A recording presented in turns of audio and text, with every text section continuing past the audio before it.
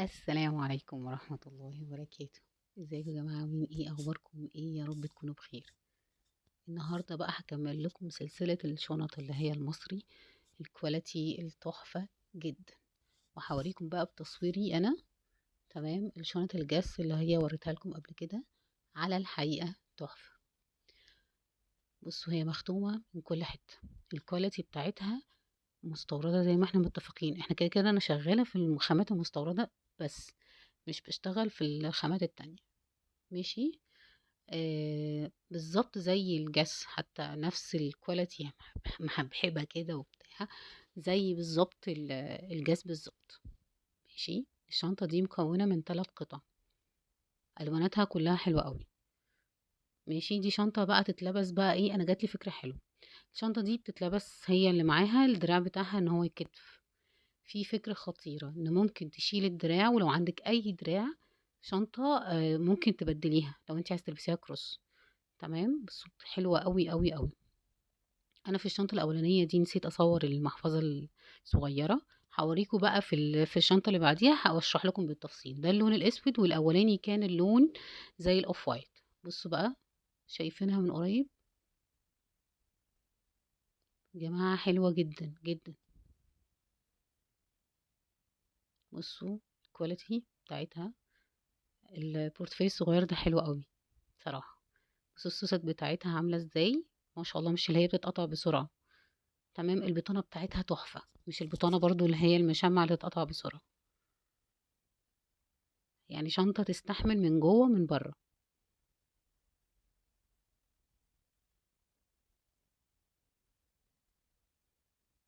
دي بقى الشنطة الصغيرة برضو بتاعتها. حبيت اوضح بالتفصيل علشان ايه، في كل شنطة، بحيث ان لما حد يطلب يشوف موديل لوحده يلاقيه كامل. ان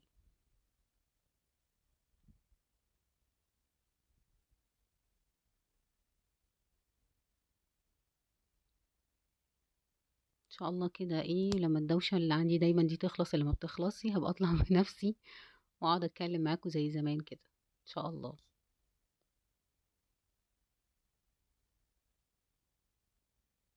عايزة اقول لكم ان انا لحد اخر الفيديو مفيش ولا شنطة وحشة، والفيديو اللي بعديه اللي محضراه برضو تحفة جدا. كلها شنط تشتريها وانتي واثقة في الكواليتي وفي الشكل. يعني واخدة شنطة 3 قطع على بعض بسعر حلو قوي. بصوا بقى، اللون اللي جاي هو النبيتي. تمام، يبقى احنا كده صورنا الاوف وايت والنبيتي واللون الاسود. تمام. في بقى منها الزيتي ان شاء الله، هيبقى معايا الفيديو اللي بعد اللي جاي. دول اكتر 4 الوان عليهم سحب. يمكن النبيتي الزيتي اولهم، بعد كده النبيتي، بعد كده الاوف وايت، والاسود دلوقتي ما بقاش زي الاول الاقبال عليه. بس دول احلى الالوان اللي في الشنطه دي. وفي بيج بقى، البيج الغامق. هنا ممكن واضح شويه على فكره، وانا بصور اصلا مش باين التصوير ان هو منور، باين التصوير مضلم. نسيت بقى اصور لكم ان دي بتتفك وتتركب. حبيت اصور لكم المعاناه اللي انا ببقى فيها، مش عارفه افكها اصلا. تمام. تتفك، ممكن تتحط جوه الشنطه. تمام، تتفك وتتحط جوه الشنطة مع السوستة براحتكم، مش لازم تمشوا بيها. تمام. بصوا بقى، بتتفتح كده عادي طبعا. تحط بقى فيها كوينز، كروت، اي حاجة تحطيها جوه الشنطة عادي. يعني مش مطالبة تمشي بيها من بره كده لو هي بالنسبة لك مش لطيفة يعني. بس. والشنطة الصغيرة بتاعتها. وكده خلصنا الموديل ده بتفاصيله كلها. بجد شنطة فكرتها حلوة جدا. الشنطة اللي بعديها الشنطة الكوتش. دي جميلة جدا. بصوا، هي جميلة جدا، بس انا مش دايما بعتاد ان انا ما بشتريش لنفسي البوكسات، اصلا بحسها متأيدة. انا اصلا بلبس كروسات بس. تمام. بس الشنطة ككواليتي، كشكل، كإقبال عليها، كألواناتها اللي موجودة، بجد تحفة. تمام. وانتوا عارفين سعر الشنط الكوتش دلوقتي وصلت لكام؟ والله ما بقاش فيه فرق. بصوا حلوة جدا. وبصوا البطانة بتاعتها، وفي جوه الشنطة بتاعتها الصغيرة كده وضحت اكتر.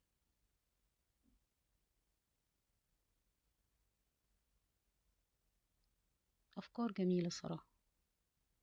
والبوكس بتاعها محترم، والدراع الكروس عجبني ان هم عاملينه كاجوال مش دراع اللي هو الجلد رفيع، فعجبني جدا. والدراع كمان مختوم، بيقلدوا كل التفاصيل بكل حاجة. يعني حلو الفيديوهات دي ان هي تكون مرجع لما تيجي تشتري اونلاين، تبقي مطمنة برضو. حتى لو اخدتي صورتي سكرين شوت وبعتيها لحد بتشتري منه، ان شاء الله يجيبلك الحاجة زي ما انا مصوراها كده ان شاء الله، واحلى كمان. في الاغلب كلنا بنتعامل مع مصانع قريبة من بعض، ده لو هو بنشتغل في نفس الخامات. تمام. دي شنطة بقى لوي فيتون. لوي فيتون طبعا دلوقتي هي بقت في حتة لوحدها، يعني حتة هي صعب جدا جدا جدا، الا اللي متوفر معاه طبعا ربنا يزيد ويبارك على الكل، ان هي تشتريها باسعار دلوقتي خالص. تمام. هي بقى دي تقليد الميرور اقرب حاجة. يمكن الفرق الوحيد ان التانية لا، الابيضانة بتاعتها قطيفة، هي مقلدين اللون ان هو احمر، بس التانية قطيفة مختومة من كل حتة. الجلد اللي من بره نفس الكواليتي او اقرب، عشان ما نبقاش بس ايه بنأفور قوي، يعني قريبة جدا جدا من من الميرور، لان في الاخر كلها خامات واحدة مستوردة في ال من الصين، سواء درجة اولى او درجة تانية. والبورتفيو بتاعها تمام. دي اللوي فيتون العادية اللي عارفينها، اللي عارفين فيه الحروف، وعارفين ان فيه مربعات البني، وعارفين ان فيه المربعات الابيض. لكن اللون بقى اللي جاي خطير. دي حاولت افتح القفل بتاعها، طلع عيني صراحة، مش راضي يفتح خالص يعني. في المواقف اللي زي دي ممكن بفازلين نحط كده على القفل، ونحاول نزق فيه شوية. أول مرة هيبقى جامد، بعد كده هيبقى كويس، مفيهوش مشكلة. انا بفتح الحاجة قدامكم اول ما بتجيلي يعني، بس مختومة حتى من ادق التفاصيل. بصوا، عشان محدش بس يشك فيها، عشان تبقي ماشية باينة ان هي شنطة جامدة. اللي جاية بقى دي اللي فعلا خطير، الجينز. وهم بقى، دي بقى الترند السنة دي، عشان تبقوا فاهمين. الجينزات هتلاقوا كل الموديلات منزلة جينز، ما عدا الجاس لحد دلوقتي ما نزلش. الشانل نزلت الجينز، اللوي فيتون نزل الجينز، الكوتش نزل جينز، الهرمس نزلت جينز فظيعة ما شاء الله. فالجينز دلوقتي الترند بتاع السنة دي كله، في الصيف كله هتلاقي كل الموديلات جاية فيها لون جينز.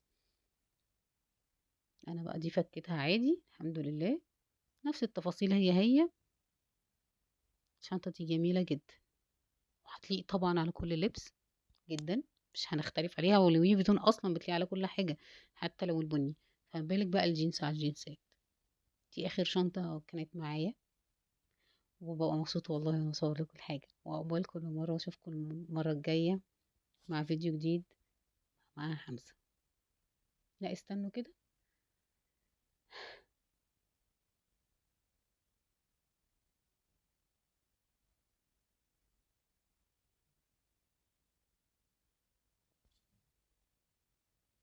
انا كنت فاكرة الفيديو خالص.